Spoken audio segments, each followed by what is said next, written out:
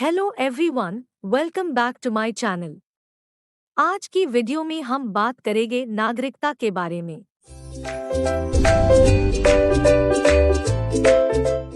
नागरिकता क्या है? जिस प्रकार हमें दुनिया में मौजूद होने के लिए पानी, प्रकाश और हवा की जरूरत होती है, ठीक उसी प्रकार समाज में रहने के लिए किसी भी व्यक्ति को नागरिकता यानी कि सिटीजनशिप की जरूरत होती है।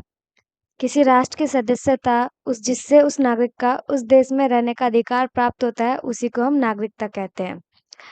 भारत के संविधान के भाग 2 में अनुच्छेद 5 से लेकर 11 तक जितने भी अनुच्छेद दिए गए हैं, उन सब में नागरिकता संबंधी प्रावधान दिए गए हैं। तो आइए बारी-बारी से हम सभी अनुच्छेद की बात करते हैं, वो होते क्या हैं।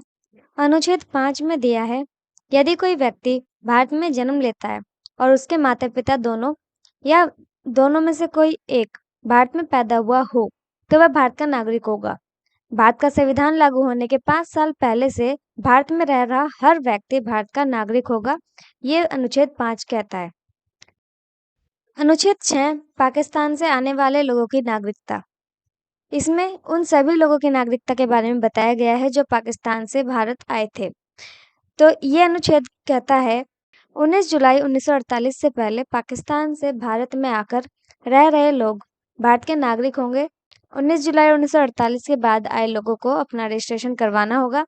इसके लिए कम से कम 6 महीने भारत में रहना ज़रूरी है और दोनों ही हालत में नागरिकता पाने वाले शख्स के माँ या पिता, दादा या दादी का भारत में जन्म लेना बहुत ज़रूरी है, तभी उसको भारत की नागरिकता मिलेगी।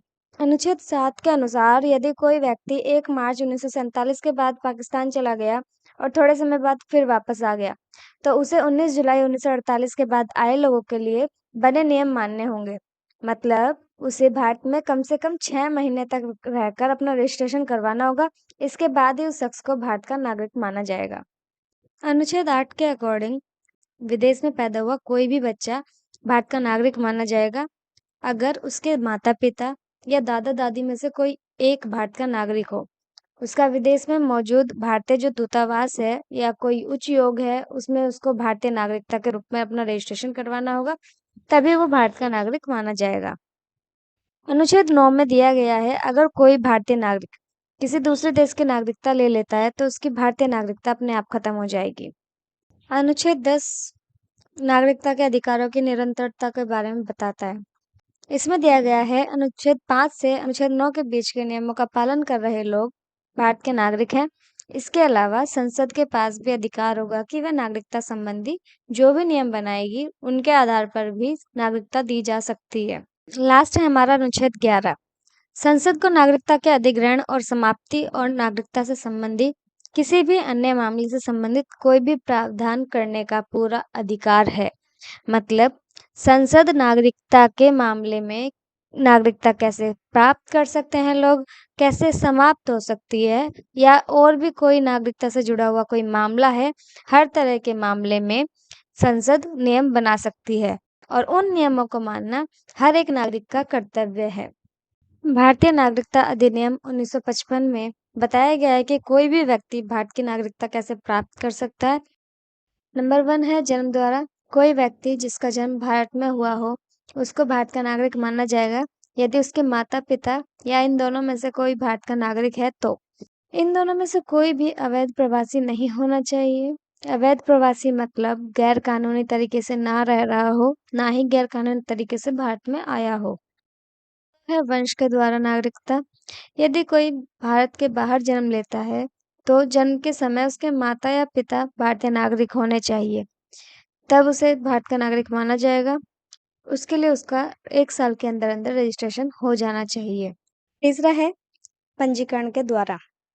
कोई भी व्यक्ति रजिस्ट्रेशन के द्वारा भारत का नागरिक बन सकता है, लेकिन पहले उसको 7 साल के लिए भारत में रहना होगा, तभी उसको भारत की नागरिकता मिलेगी।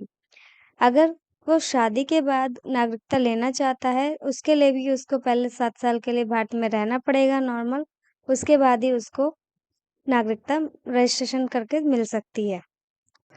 तो भारतीय नागरिकता अधिनियम 1955 के तहत ये थे कुछ प्रावधान जिनके द्वारा कोई भी व्यक्ति भारत की नागरिकता को ग्रहण कर सकता है। नागरिकता ग्रहण करने के लाभ अनेक हैं। नागरिकता मिलने के बाद ही कोई भी व्यक्ति मौलिक अधिकारों का लाभ उठा सकता है। अगर किसी व्यक्ति के पास भारतीय नागरिकता नहीं है, तो वो मौलिक अधिकारों का लाभ नहीं उठा सकता। That's it for today's video. अगर आपका कोई सवाल या सुझाव है तो उससे कमेंट बॉक्स में जरूर लिखें और अगर आपको ये वीडियो इन्फॉर्मेटिव लगा तो वीडियो को लाइक करें और चैनल को सब्सक्राइब करना ना भूलें। Thanks for watching.